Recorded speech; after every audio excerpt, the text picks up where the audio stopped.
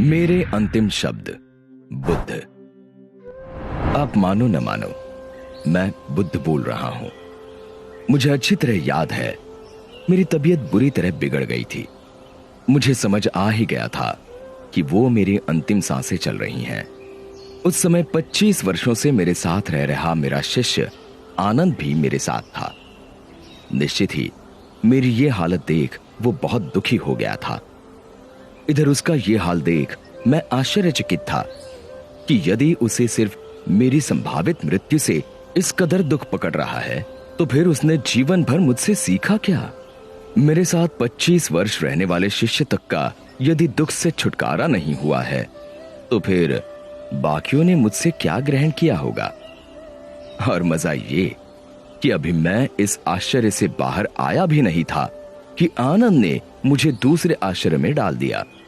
उसने मुझसे पूछा, मुझे ऐसा सत्य दीजिए कि मेरा हमेशा के लिए उद्धार हो जाए।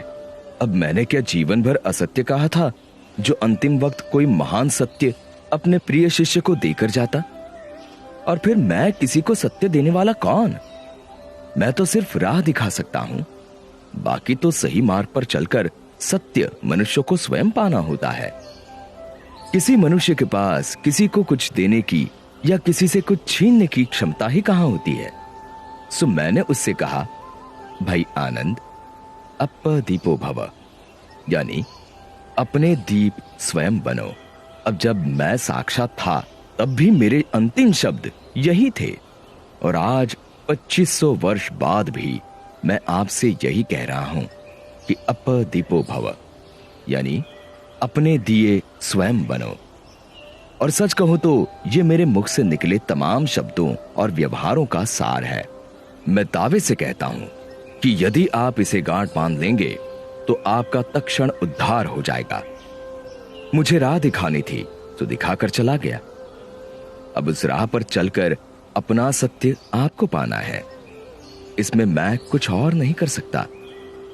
सोचो ये कि जब मैं साक्षात था तब कुछ नहीं कर सकता था, तो अब मेरी मूर्तियां या मेरे जैसे वस्त्र पहनना क्या कर लेगा? सो इन सब नौटंकियों से छूटो और स्वयं को भ्रम में डालने से बचो। सीधे सीधे मेरे बताए मार्ग पर चलकर अपने जीवन का सत्य खोजने में लग जाओ।